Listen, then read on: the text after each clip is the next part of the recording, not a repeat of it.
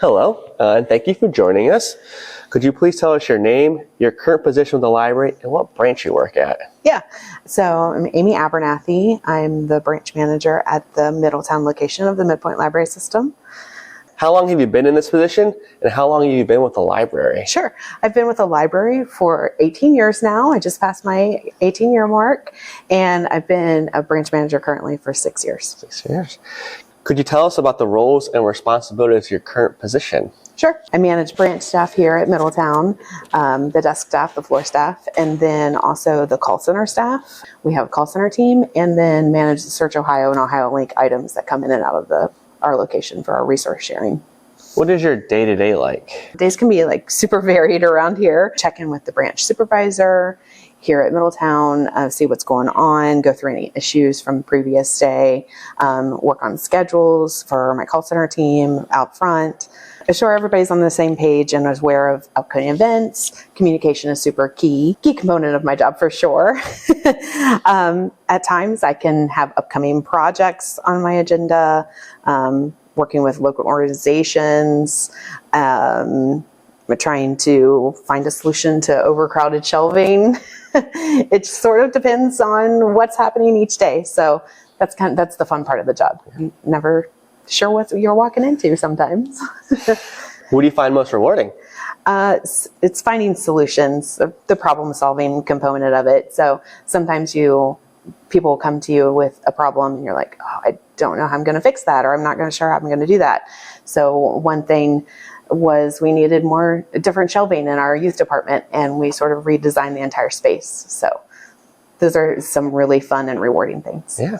What do you find challenging? Some things, when issues arise, challenges, the solutions aren't readily available. And then, of course, managing expectations of all parties involved can be very challenging. What is an accomplishment or project you are particularly proud of?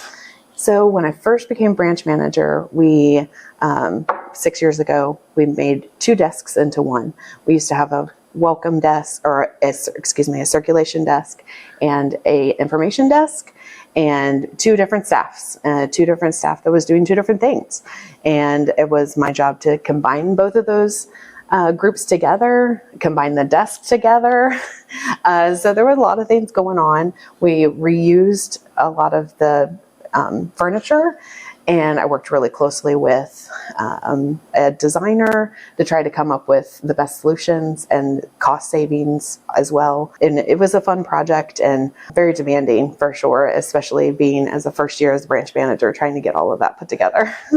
What is one of the biggest challenges moving forward?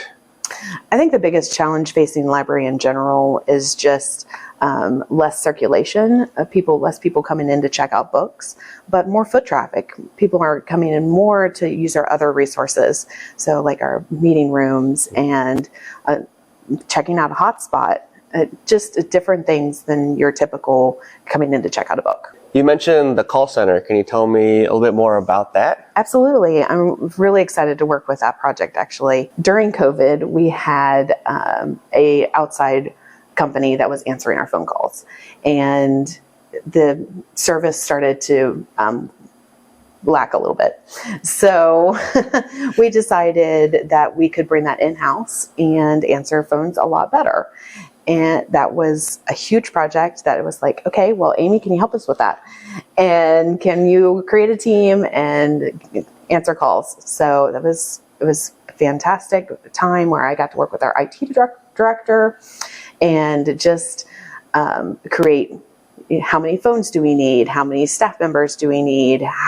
What's the script when you call the library? And I'm really proud of the staff that we have now. They answer everybody's phone calls. They answer about 1,500 calls a month, and they do a fantastic job. It's a small but mighty team. You also mentioned Search Ohio. Can you tell us what that is? Sure. It's a resource sharing between all of the public libraries in Ohio. And we have been mostly since the inception. MidPointe Library has been a part of Search Ohio.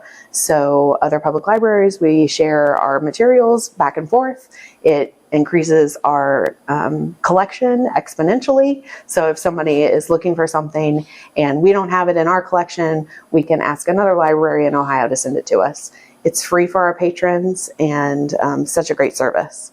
We also have, that pairs with that is Ohio Link, and that's academic libraries, so people can do the same thing, request from an academic library and get an item sent here as well. So it's very exciting. And we here at Middletown package all of those materials, ship them to other libraries, receive the materials, send them to where they need to go here. So sometimes it's a lot of, back and forth and shipping, but that's exciting to see what everybody's looking for also.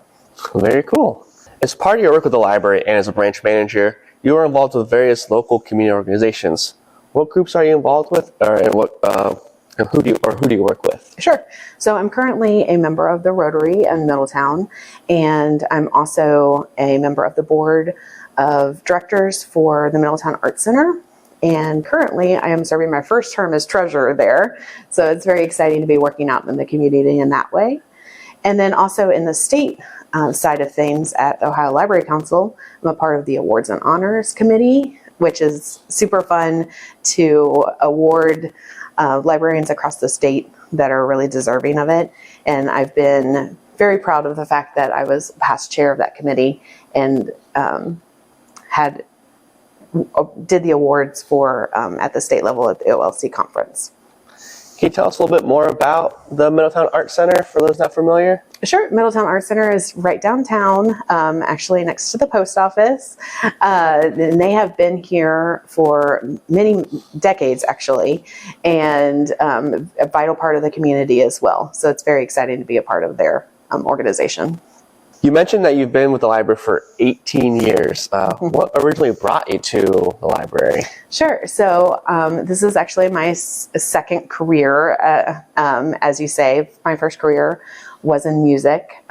So I came back down to this area, grew up here, grew up in this area, came back after college, and my mom actually found a job ad in the newspaper for a music librarian.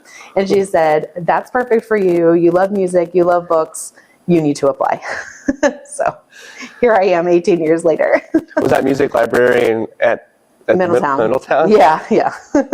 Could you tell us about that? Did you get that role? I did, yeah. So that was fantastic. It was basically an acquisitions position. I worked information desk and then also ordered CDs for the Middletown Library. So what were your other responsibilities, I guess? Yeah, so day to day we were working the information desk, so creating cards, helping patrons with computers, reference questions, all of that sort of thing, and also ordering CDs for Middletown, and then coordinating with the other branches. We only had 3 at the time, but coordinating with the other branches to order their CDs as well. It was sort of a group effort at the time. You mentioned cards. Were those catalog cards? Oh, no, we didn't have catalog cards. Nope. Okay. What did you enjoy about that job? Honestly, I loved everything about that job. Coworkers, I loved ordering items, and then working at the information desk and seeing people ask for the CDs and saying, "Oh, I ordered this. Here, I found this for you." So that was super rewarding in that way. I'm just curious, what was the ordering like? Was it like from catalogs, like magazines, or like we're using the internet? Like it's a little bit of both, actually. So we were ordering from Baker and Taylor, but also we would get together once or twice a year and go to a Christian bookstore in Cincinnati to order Christian items, and then we would also go to Best Buy to order some popular things as well. So that was another thing that was really fun. You got to go out and shop for the day, which was a really great time. Everybody had a good time then. What did you find challenging about that job? Challenging actually was when I didn't do that job anymore. So there was a period of time where there was a transition between the branches ordering items, and then it came all to one department, our collection services department.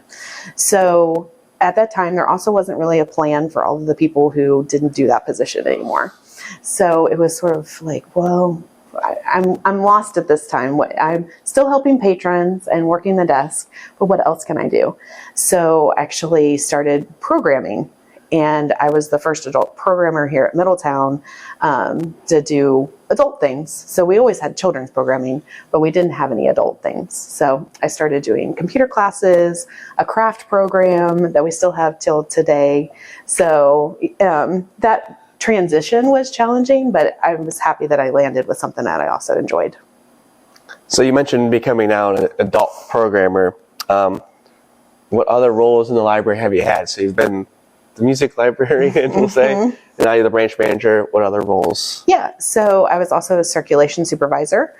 I moved into that role a few years before I got branch manager, and that was just working the circulation desk and being the supervisor there in that department.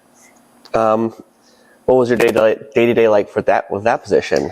A lot of working with patrons and managing issues, damaged items, all of those things that come with managing overdues with the public patrons.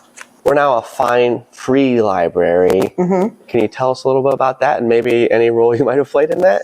Sure. I pushed for fine-free for quite a while. A lot of libraries were going fine-free around us around 2016, 2017, and it seemed like a really great program for their patrons.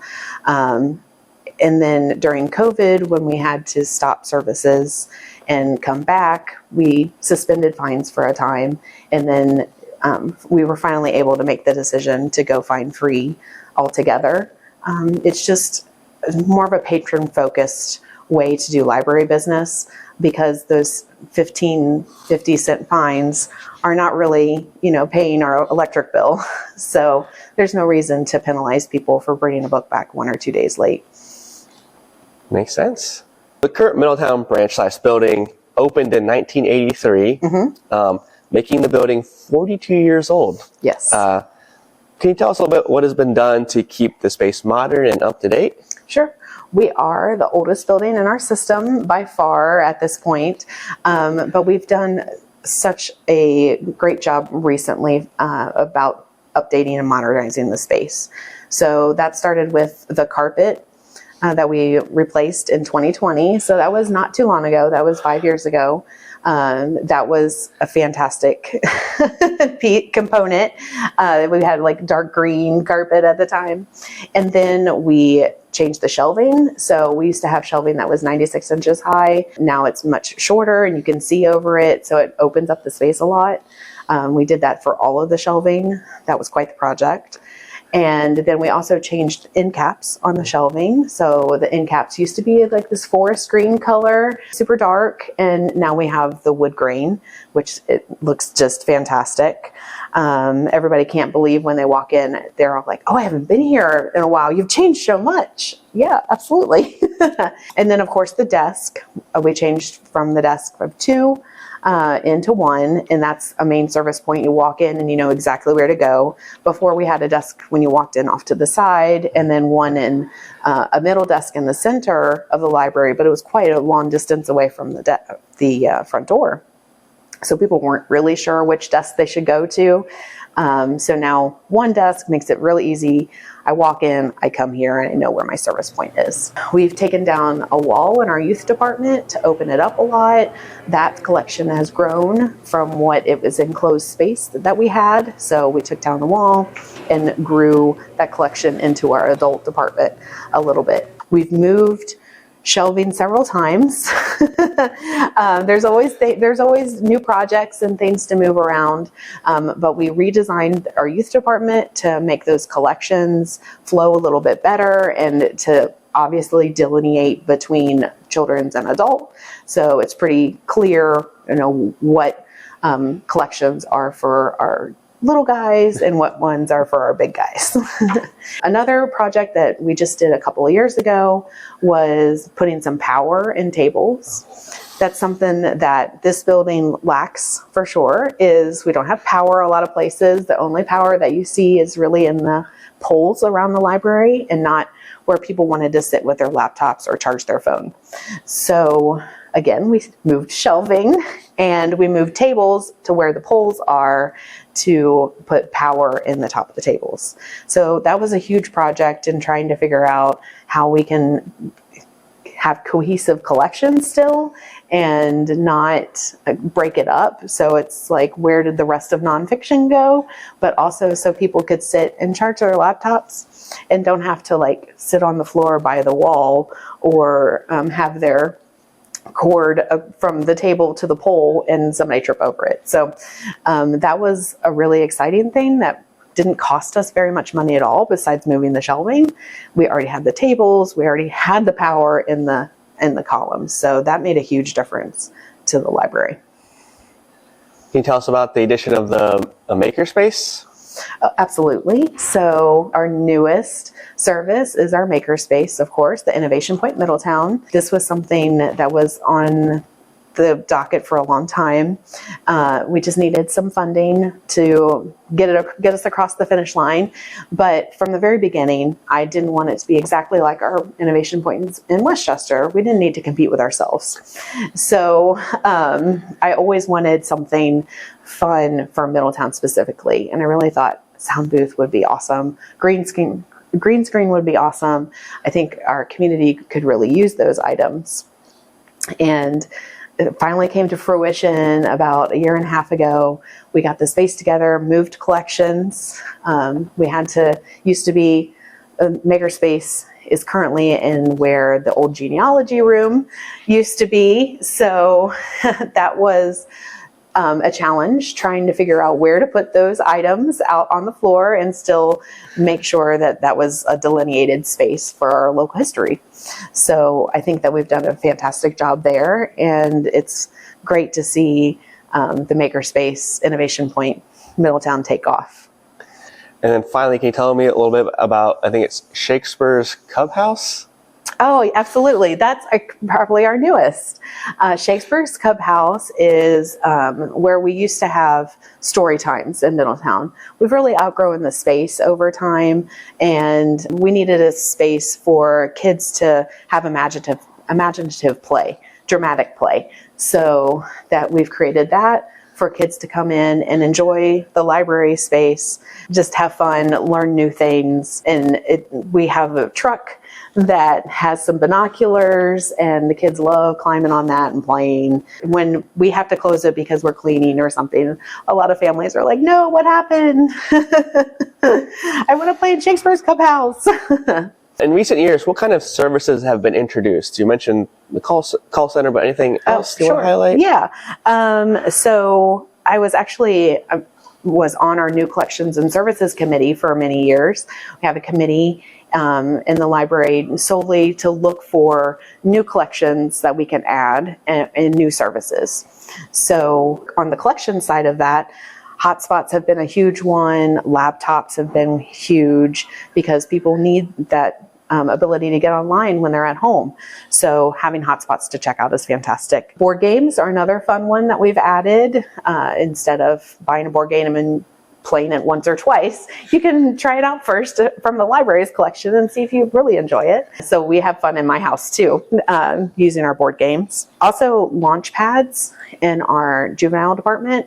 They're tablets that have no internet on them. They're just games. So parents can feel a little bit more safe having their kids play on them. They're just educational games. Those are fun. Science kits, leisure kits. The telescope is very popular. There's also like badminton, like fun things that you wouldn't think that the library has. And then on the services side of that, the biggest service that we've added is passport services. You can get your passport executed at any of our branches. And then 4 to 6 weeks later, the State Department sends you your passport. Then in Middletown, we have case manager services. Very much needed here in downtown Middletown. People can come in and get help with housing. They can get help with food stamps. She can help you with a varied amount of things. Our case manager can here in Middletown. That's fantastic. What was the library system like when you started, And what are some of the ways the library has changed while you've been here? Yeah, absolutely. It certainly has changed a lot in the 18 years. So when I first started, we only had 3 branches, so we were a much smaller system than we are now. Our outreach department was in the basement here at Middletown. So that was always a challenge for them, trying to deliver to all of their homebound patrons. We only had 8 computers on the floor, which is a huge change from what we have now. But and a lot of people needed help then. Still a lot of people need help now with the computers, so that hasn't changed. But we only had 8 at the time. We had a vending machine room where it's now our board room, so it's nice and beautiful. But before, we had like 5 vending machines. Before I started, people used to smoke there. I think that only stopped a couple of years before I started. So that's definitely different. We still had VHS when I started. Be kind, please rewind. We were still rewinding VHS when I started. So the departments were very departmentalized. So there was a clear delineation of jobs. So like information desk was the one that created cards. Circulation didn't do that. But circulation paid fines, and information didn't do that. So there was a lot of things that each desk did that was very delineated. So that's very different than what we are now. Now it's, one service point. Everybody does the same thing for all patrons. They don't have to run around to different desks and I got my card here and I have to pay my fines there. Oh, you can't put a book on hold for me. I got to go over there. So there was a lot of shuffling patrons around back then. And now you can come up to a service point and say, give me my card, get me on hold for hotspot. And then they can not have to wait in line multiple places. The library has also now become more of a meeting space for our community. So people are coming in and using a lot of our rooms more often for community meeting spaces. And that's intentionally why we changed the vending machine room to our boardroom. We also work together a lot more with community organizations outside. We're constantly looking for more people to work together with, and how can the library help you? So we really try to meet them where they are and say, look at the library. We have all of these services. How can we help your organization? Some things have come and gone and come back again, like the phones. So when I first started, I answered phones at the front desk, and then phones went away. We outsourced it. Now the phones are back. We don't answer them on the desk anymore, so we can focus on that patron interaction, the in-person patron interaction. But so we answer them off desk, but still, phones came back. But for me, I think the library is still a valuable resource for our community, and a place where everybody can enjoy. Do you have any other memories or projects about the library you'd like to share? Sure. I had a couple of fun stories that I wanted to share because a lot of people don't think of a library as your reference point. And I had a fun one that was Saturday morning. It's kind of a lazy Saturday morning, not very many people in the library yet. And I answered the phone, and this gentleman says, "My toilet isn't working." And I said, "Okay, how can I help you?" And he was like, "Well, I think it's doing this." And he was like, "Can you look up to see how I fix that?" And I was like, "Okay." So I looked it up, and we're having a conversation on how he could fix his toilet. And I could hear his wife come in the room, and she said, "Who are you talking to?" And he says, "The library." She said, "Why'd you call the library to fix the toilet?" And he was like, "She's helping me."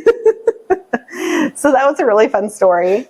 He never called back to let me know if his toilet was fixed or not, but he was happy with the interaction in the end. So that's a fun story that I wanted to share. Another fun story we had was maybe about 12 years ago, we did some Christmas parades, and we brought library book trucks. So the carts that we push around with books on them. And we did a synchronized cart racing for this parade. And we had maybe I think it was about 10 people on our team. And we practiced in the Middletown community room before we went to the parade. And we decorated boxes, we wrapped boxes, put them on top of the book carts. We loaded up all of the book carts onto a van and we shipped them down to Westchester. That parade was probably about a mile long, and we were all dressed up in our Christmas best, doing our cart races, our synchronized circles and S-curves. And then somebody lost a wheel. And she realized that she lost a wheel as one of the back ones. I was behind her. I picked it up. She picked up the cart. I pushed the wheel back on it. We pounded it back into the cart, and we kept on going. And the crowd cheered. It was like the crowd went wild. It was like, yay, librarians. And everybody had such a fun time. People loved to see us in the parade. We did it here at Middletown as well in the Santa parade. So it was a fun thing, and like team building exercise that we enjoyed together. And then also, there was a time I was sitting at the desk, some random weekday in the afternoon, pretty busy in the library, and I can't even describe the sound anymore that I heard because it's been several years ago now, probably 8 or 9. And suddenly water comes pouring out of the ceiling.